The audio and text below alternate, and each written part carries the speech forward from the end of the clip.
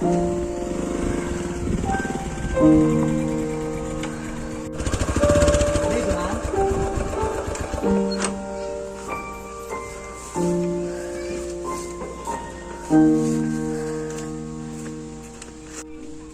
সমস্যা ভাই?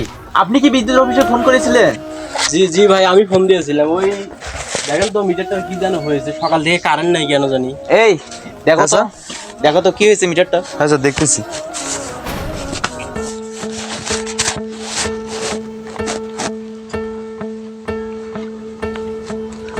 Sir, metre তো লক হয়েছে স্যার। লক হয়েছে? হ্যাঁ স্যার। আচ্ছা কি জন্য লক হলো দেখো তো।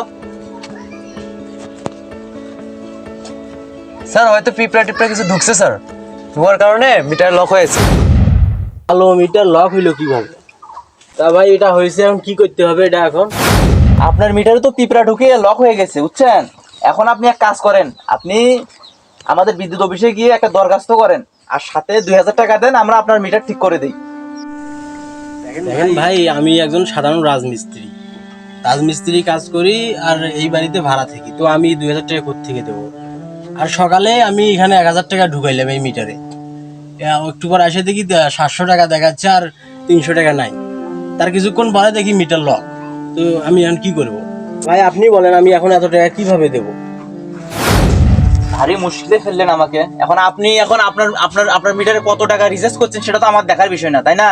আপনি ফোন দিয়েছিলেন বিদ্যুৎ অফিসে, আমি আসছি। এখন আপনার যদি মিটার আপনি আনলক করাতে চান, টাকা 2000 টাকা দিতে হবে, তাহলে আপনার মিটার কিছুক্ষণের মধ্যে আনলক হয়ে যাবে। আচ্ছা ভাই, আপনাকে 2000 টাকা দিচ্ছি। তার আগে একটা কথা বলেন আমাকে, আমি যে এখানে 1000 টাকা ঢুকাইলাম, এখানে 700 টাকা দেখাচ্ছে, আর 300 টাকা কোথায় গেল? 1000 টাকা ঢুকাইলে তো 1000 টাকা দেখার কথা, তো 300 টাকা কোথায় গেল এখান থেকে?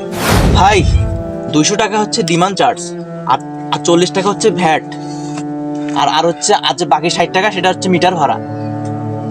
আরে ভাই, এই চার্জটা তো প্রতি মাসে সবারই কাটে। সবার কানে মানে আপনারা যখন মিটার লাগাই দিয়ে গেলেন, তখন তো বললেন না যে চার্জ দিতে হবে, ডিমান্ড হ্যান ত্যান, এগুলো তো কিছু বলেন নাই। তখন তো বলছেন কিছুই লাগবে না। আরে ভাই, আমি তো এই 3 বছর থেকে এই মিটারে টাকা ঢুকাইতেছি, কাটতেছে তো কবে শোধ হবে এই টাকা? আপনাদের ডিমান্ড ফিমান্ড কি জানি, চার্জ ফাজ, এগুলো কবে শোধ হবে? কথা বলে তো আমার সামনে লাভ নাই। আপনি এত কথা বলবেন, আপনি বিদ্যুৎ অফিসে গিয়ে বলেন। এখন আপনি যদি আপনার মিটার আনলক করাতে চান, 2000 টাকা বের করেন, আমি আপনার মিটার আনলক করে দিয়ে চলে যাই। কারণ সবকিছুর তো নিয়ম আছে।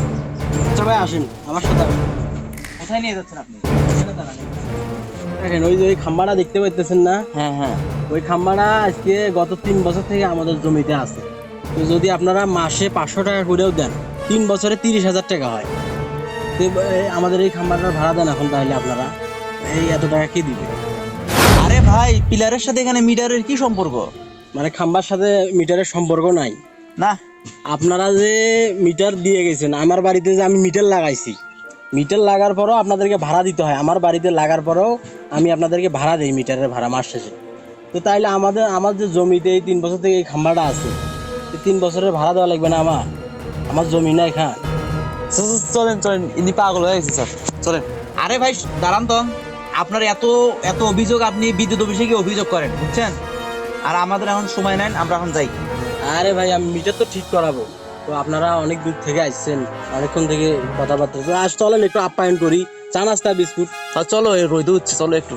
আর চলেন সমস্যা নেই, আসেন। আচ্ছা চলেন, আমি গাড়ি নিয়ে একটু লেবু শরবত করেন একটু।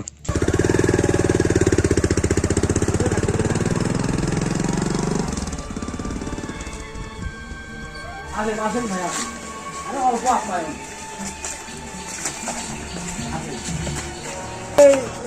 এই মন্টু, এই 2 গ্লাস লেবু শরবত দে তোরে। এত কিছু করার দরকার আছে? বসেন, অল্প কিছু আইলেন। ওদেরকে ধর 2000 টাকা দিতেছি। আরে ভাই কি করছিস না? ডিমান্ড চার্জ নেবেন না? আরে ভাই, আরে এটা নিয়মটা আপনারা